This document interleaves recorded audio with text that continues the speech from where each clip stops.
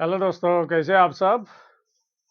मैं काफ़ी दिन के बाद फिर एक नया वीडियो लेके आया, इसलिए कि आपको कुछ अच्छा प्रॉफिट होने वाले शेयर के बारे में ही सिर्फ मैं बता दूँ, ये मेरा मकसद रहता है।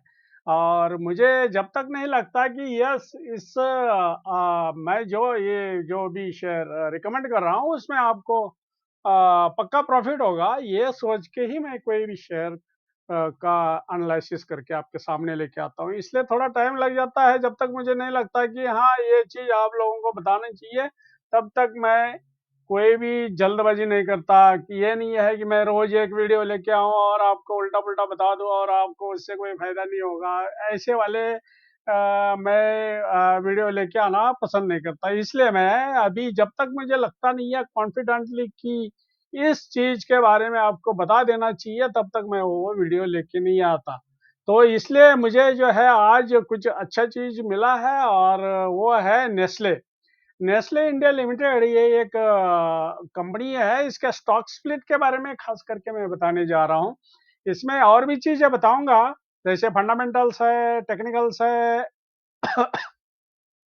और फिर उसका जो है आने वाले दिनों में क्या होने वाला है, या डिविडेंड है या रिजल्ट्स है, उसके बारे में थोड़ा बहुत थोड़ा-थोड़ा बताऊँगा। लेकिन मेन चीज़ मेरा इस वीडियो में आपको बताने का ये मकसद रहेगा कि स्टॉक स्प्लिट और स्टॉक स्प्लिट के बारे में आपको क्या करना चाहिए स्टॉक स्प्लिट में और उससे आपको फ़ायदा क्या होगा, ये चीज़ मैं इस वीडियो में बताने जा रहा हूँ। तो चलो शुरू करते हैं ये वीडियो। सबसे पहले अगर हम नेस्ले के फंडामेंटल्स देखें तो देखो बहुत तगड़े फंडामेंटल्स है। ट्रेडिंग जो है टीटीएम ईपीएस, मतलब ट्रेलिंग 12 मंथ ईपीएस बोलते हैं इसको। टीटीएम ईपीएस जो है 283, इसका फेस वैल्यू 10 है। 283 इसका अर्निंग पर शेयर है। और प्राइस टू अर्निंग रेशियो देखो 85.71, कितना तगड़ा प्राइस टू अर्निंग रेशियो है। मैं बोला था प्राइस टू अर्निंग रेशियो अगर 10 वगैरह रहता है तो आपको उसके शेयर खरीद लेना चाहिए, 10 या 10 से कम। लेकिन इसका 85 ऑलरेडी है वो। तो ये एक ऐसी कंपनी है जिसमें किसी को कोई डाउट ही नहीं है, इसलिए लोग शेयर खरीदते रहते हैं और उसकी वजह से उसकी स्टॉक प्राइस काफ़ी अप हो जाती है और उसकी वजह से प्राइस टू अर्निंग रेशियो काफ़ी अप में चला गया है। 85 प्राइस टू अर्निंग रेशियो है। ये मुझे, मैं तो नहीं बोलूँगा कि इसमें आपको ध्यान देना चाहिए, या मैं इस फंडामेंटल्स के ऊपर मैं आपको कोई सपोर्ट नहीं कर रहा हूँ। देन है इसका बुक वैल्यू 255 है और प्राइस टू बुक रेशियो जो 95। मैं बोला था एक्सेप्टेबल इज 3, एंड इसका जो है प्राइस टू बुक वैल्यू जो है 95 है। ये भी हाई पीबी है, यानी कि high price to book ratio है। तो ये रेशियो भी सपोर्ट नहीं करता। इसका डिविडेंड यील्ड देखा जाए तो इसका डिविडेंड यील्ड भी 1% से कम है, यानी कि 0.91 परसेंट है इसका डिविडेंड यील्ड। यानी कि आपको डिविडेंड से भी कोई इसका इतना फायदा नहीं है, जो कि आप सेविंग बैंक अकाउंट में अगर पैसे रखते हैं तो उसके 2-3% मिल जाता है, जबकि इसमें 0.91 है इसका डिविडेंड यील्ड। तो इस फंडामेंटल को देखते हुए price to earning ratio, price to book ratio and dividend yield और ये सब चीजें अगर देखी जाए, इससे तो मैं ये नहीं बोलूंगा आपको कि ये इसके फंडामेंटल्स के बेस्ड जो है आपको इसके शेयर खरीदना चाहिए, ये बिल्कुल भी नहीं कहूंगा। अभी इसका अगर टेक्निकल देखा जाए तो इसका देखो एडवांस चार्ट में देखे जाए तो इसका मैक जो है कि 2000 से लेके अभी तक का मैं ये चार्ट आपके सामने लेके आया, कंटिन्यूअसली अप हो रहा है, ये कंटिन्यूअसली अप हो रहा है। तो आज जो चल रहा है वो 2400 24279.70 है इसका क्लोजिंग प्राइस। कौन से तारीख का, 20 अक्टूबर 2023 का क्लोजिंग प्राइस है 24279। ये अभी तक का हाईएस्ट प्राइस है और हाईएस्ट प्राइस के ऊपर अभी ये चल रहा है। तो मैं टेक्निकल बेस्ड भी आपको ये नहीं बोलूंगा कि टेक्निकल जो है सपोर्ट करते हैं और आप इसको खरीद लेना चाहिए। तो मैं क्यों खरीद ये स्टॉक आपके पास खरीदने के लिए क्या आया, मैं आगे जाके बताऊंगा। लेकिन इसके बेस मैं नहीं बोलूंगा कि इसके टेक्निकल्स जो है सपोर्ट करते हैं खरीदने के लिए। अगर मैं इसका जो है अभी हम जाएंगे लेटेस्ट, ये हो गया इसका फंडामेंटल्स और टेक्निकल्स। अभी हम देखेंगे इसके लेटेस्ट क्या चल रहे हैं। ये अभी अभी जो है इसका Q3, ये जो है ना, जनवरी जो है, जनवरी टू मार्च जो क्वार्टर है इसको Q1 बोलते हैं, और दिसंबर क्वार्टर जो है उसको जो है Q4 बोलते हैं, तो इसका जो है कैलेंडर ईयर के मुताबिक चल रहा है, बाकियों जैसा नहीं है 31 मार्च। किसी साल का 31 मार्च को इसका क्लोजिंग मतलब फाइनेंशियल ईयर खत्म होता है, ऐसा नहीं है। नेस्ले का है 31 दिसंबर, तो जो भी है साल है उसमें एंड हो जाता है और स्टार्ट होता है 1 जनवरी को। तो उस हिसाब से इसके Q3 रिजल्ट्स अभी अभी डिक्लेयर हुए हैं, और उस Q3 रिजल्ट्स में डिविडेंड जो है 140 रुपए पर शेयर डिक्लेयर किया है। इसका फर्स्ट इंटरिम डिविडेंड था 27 पर शेयर, यानी कि ये मई महीने में डिक्लेयर किया था 27 रुपीज पर शेयर। और सेकंड डिविडेंड है ये, अभी फाइनल डिविडेंड आना बाकी है। तो सेकंड डिविडेंड यानी कि कितना स्ट्रांगली ये जो है कंपनी डिविडेंड डिक्लेयर करती है। तो 140 रुपया पर शेयर ये सेकंड इंटरिम डिविडेंड है। अगर इसके देखा जाए, इसका लेटर जो है ये देखो 19 अक्टूबर 2023 का है, ये NSE और BSE को भेजा हुआ है ये। और उस हिसाब से ये बोलते हैं कि declaration of second interim dividend ₹140 पर share of ₹10 each for the year 2023। और इसकी रिकॉर्ड डेट है 1 नवंबर 2023, यानी कि 1 नवंबर 2023 को उसके रजिस्टर में जिसके भी नाम होंगे उनको ये 140 पर शेयर इसका डिविडेंड मिलेगा। 140 रुपया एक शेयर के ऊपर, 140 रुपया पर शेयर इसके डिविडेंड मिलेंगे, जिसका 1 नवंबर को जिसके अपने नाम उसमें उसके रजिस्टर में है उनको मिलेगा। अब ये देखेंगे कि इसका सब डिवीजन है स्प्लिट। सब डिवीजन देखा जाए तो ये देखो 10 रुपए का फेस वैल्यू है इसकी, और ये सब डिवीजन हो रहा है 1 रुपया पर शेयर के हिसाब से। क्या 1 रुपया फेस वैल्यू रहेगी, यानी कि ये 10 रुपए के फेस वैल्यू के ऊपर 10 रुपए का एक शेयर, जिसके पास भी है एक शेयर उसको 10 शेयर मिलेंगे नेस्ले इंडिया के। तो 10 शेयर मिलेंगे और उसकी फेस वैल्यू रहेगी 1 रुपया। इसकी रिकॉर्ड डेट अभी तक डिक्लेयर नहीं हुई है, तो रिकॉर्ड डेट डिक्लेयर होने तक आपको इंतजार करना पड़ेगा। उससे पहले पहले नहीं, अभी से आप इसके शेयर खरीदना शुरू कर सकते हैं। अब इसमें देखा जाए तो ये जो है मैं आपको बताया कि इसकी रिकॉर्ड डेट 1 नवंबर है, और इसका डिविडेंड जो है सेकंड इंटरिम डिविडेंड जो है 140 रुपया पर शेयर है, और इसने first interim dividend 27 rupees per share दिया था। अब इसकी देखा जाए तो हम स्प्लिट के बारे में बात अगर करते हैं तो इसके इक्विटी जो है 9,64,15,716, यानी कि इन शॉर्ट बड़े बड़े अक्षरों में देखा जाए तो 9.64 करोड़ सिर्फ शेयर है इसके।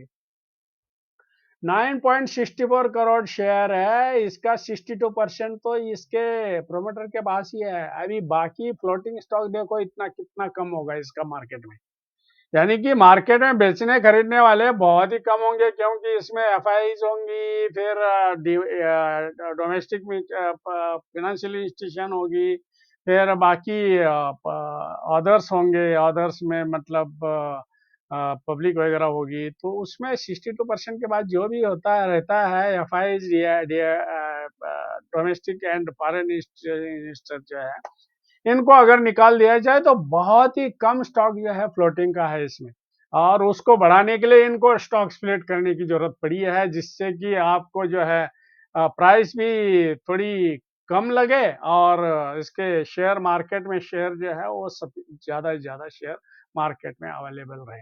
ये मकसद होता है स्टॉक स्प्लिट का। तो ये है 10 रुपए का शेयर, इसके ऊपर 1 रुपया फेस वैल्यू रहेगी, और 10 शेयर इशू होंगे। जिसके पास एक शेयर है उसको 10 शेयर मिलने वाले हैं नेस्ले इंडिया के पास, नेस्ले इंडिया के जिसके पास शेयर है। तो आफ्टर स्प्लिट जो होगी इसकी प्राइस कितनी होगी, मतलब इसके शेयर कितने होंगे। 9.64 करोड़ है आज, तो ये इसके 10 जो है स्प्लिट के बाद 10 शेयर जब इशू करेंगे तो इसकी टोटल इक्विटी शेयर होंगे 96 करोड़, यानी कि 10 गुना इसके इक्विटी शेयर बढ़ जाएंगे, और मार्केट में काफी क्वांटिटी में शेयर आने, यानी कि फ्लोटिंग स्टॉक अच्छा बढ़ेगा, और जिससे खरीदी बिक्री लेने देने के लिए और कम कीमत में इसके शेयर आपको मिलेंगे। क्योंकि आज अगर 20 अक्टूबर की प्राइस देखी जाए तो 24,279, 24,279 इसकी 20 अक्टूबर की, यानी कि लास्ट क्लोजिंग प्राइस है इसकी। तो इतना बड़ा जो है, इतनी बड़ी प्राइस, और इसका जब भी स्प्लिट हो जाएगा तो ये 2400 के ऊपर आ जाएगी करीब करीब। ये मैं कह रहा हूँ क्लोजिंग प्राइस के हिसाब से, ये मतलब फिक्स नहीं बता रहा हूँ कि आफ्टर स्प्लिट के बाद 2428 हो जाएगी, ऐसा नहीं है। मतलब 24,279 279 अगर 20 अक्टूबर की इसकी स्टॉक प्राइस है, तो इसका स्प्लिट जब होगा तो ऑटोमेटिकली 2428 के ऊपर आ जाएगी, और आपके पास अगर एक शेयर है 24,000 का, वो आपके पास 10 शेयर हो जाएंगे, लेकिन उसकी शेयर की प्राइस मार्केट में ऑटोमेटिकली रिड्यूस होकर 2428 हो जाएगी। ये एक एग्जांपल बता रहा हूँ कि 2400 ही नहीं रहेगी, क्या होगी वो आगे जाके पता लगेगा। तो ये है 10 गुना कम हो जाएगी, 10 शेयर मिलेंगे तो 10 गुना कम भी हो जाएगी उसकी स्टॉक प्राइस, यानी कि 24,000 का शेयर है 2400 रुपए के ऊपर आ जाएगा। अभी इसकी रिकॉर्ड डेट का पता नहीं है, रिकॉर्ड डेट का जो पता लग जाएगा। अभी इसका सेकंड इंटरिम डिविडेंड भी है, सेकंड इंटरिम डिविडेंड की डेट अगर निकल गई तो हो सकता है ये प्राइस कम हो जाए। सेकंड इंटरिम डिविडेंड की रिकॉर्ड डेट जो है 1 नवंबर है, अगर उस 1 नवंबर के बाद हो सकता है, अभी 1 नवंबर तक पता नहीं है 24,000 का वो कितना जाएगा आगे, क्योंकि इसका स्टॉक स्प्लिट और ये भी है, स्टॉक स्प्लिट भी है और डिविडेंड भी है। तो इसका 24,000 से आगे कहाँ तक जाएगा ये आज नहीं कह सकते, लेकिन अगर 24,000 भी रहती है 1 नवंबर तक, तो 1 नवंबर के बाद इसका डिविडेंड एक्स डिविडेंड हो जाएगा, और एक्स डिविडेंड के बाद इसकी स्टॉक की प्राइस 24,000 से कम हो जाएगी। 24,000 से ज्यादा भी तब तक जा सकती है, लेकिन जो भी स्टॉक प्राइस होगी 1 नवंबर से पहले पहले, वो stock price after dividend ex date होने के बाद, वो डिविडेंड की एक्स डेट जब भी होगी वो उससे प्राइस कम हो जाएगी, और उस प्राइस से स्टॉक स्प्लिट का फायदा उठाने के लिए फिर स्टॉक प्राइस बढ़ जाएगी। तो मैं यहाँ एक एग्जांपल दिया, समझ लो स्टॉक स्प्लिट से पहले पहले आपने समझ लो आज जो 24,000 में एक शेयर खरीदा हुआ है, और स्टॉक स्प्लिट से पहले पहले जैसे ही स्टॉक स्प्लिट की डेट नजदीक आती रहती है ना, तो इसके बाइंग शुरू हो जाती है, लोग इसके शेयर खरीदना शुरू कर देते हैं। तो इसका मतलब यह है कि उस टाइम पर जब खरीदना शुरू हो जाएंगे, बाइंग आ जाएंगी, तो 24,000 का समझ लो 28,000 हो गया, फॉर एग्जाम्पल 24,000 का 28,000 हो गया, और उसके बाद आपको 10 शेयर मिल गए, तो 2800 का 28,000 का जो एक शेयर खरीदा है, उसमें 10 शेयर मिलने के बाद 2800 शेयर हो 2800 रुपया पर शेयर हो जाएगी उसकी प्राइस।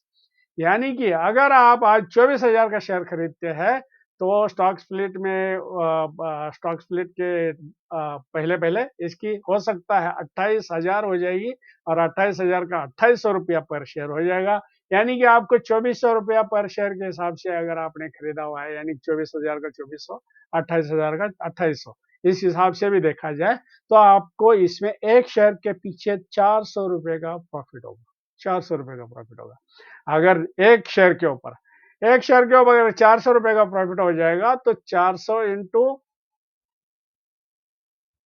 10, तो आपके 10 शेयर जब होंगे तो आपको 400 के हिसाब से 10 शेयर के 4,000 रुपया बन जाएंगे। अरे 4,000 रुपया जो होगा आज के स्टॉक प्राइस के हिसाब से, एग्जाम्पल बता रहा हूं मैं, हो सकता है 28,000 के बदले 30,000 हो जाए, 34,000 हो जाए, 36,000 हो जाए, ये नहीं बता सकता मैं।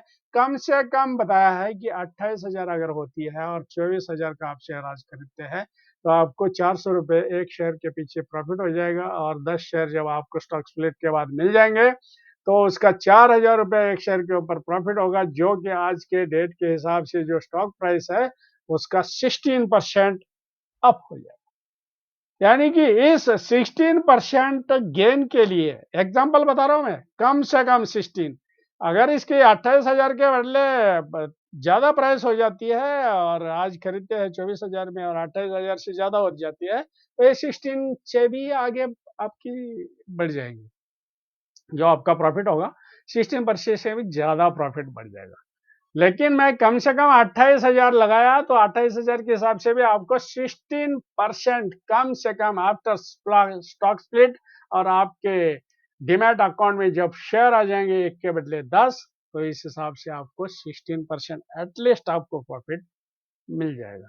ये था मेरा कहने का मतलब, स्टॉक स्प्लिट इसका निकला हुआ है, तो इसमें आपको ध्यान देना चाहिए कि इसके नेस्ले के शेयर खरीदने से आपको फायदा ही फायदा मेरी तरफ से तो लगता है आपको हो जाएगा। तो ये सब कुछ मैं इस नेस्ले इंडिया के स्टॉक स्प्लिट के बारे में बताने जा रहा था और ये सब कुछ बता दिया है।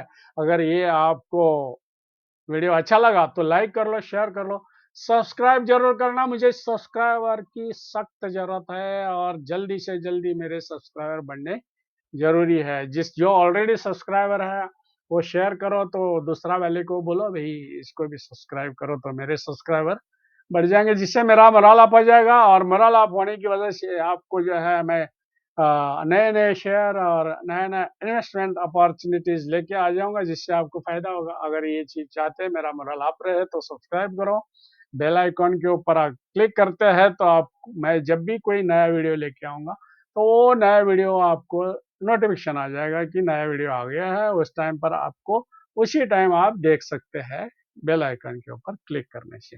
आप जो है कमेंट कोई नहीं करता है, कमेंट आपको वेलकम है। जो भी कमेंट कुछ करना चाहता है आप कमेंट करो, मैं उसका जवाब जरूर दूंगा। और मैं पक्का जवाब दे देता हूँ, जिसने भी कमेंट किया है उसका जवाब देता हूँ। बिना जवाब का मैं किसी का कमेंट नहीं छोड़ता, लेकिन कमेंट जो है वो सही होना चाहिए, गलत कमेंट मत करो। तो ये था सब कुछ इसमें। So all the best, thank you for watching, bye bye.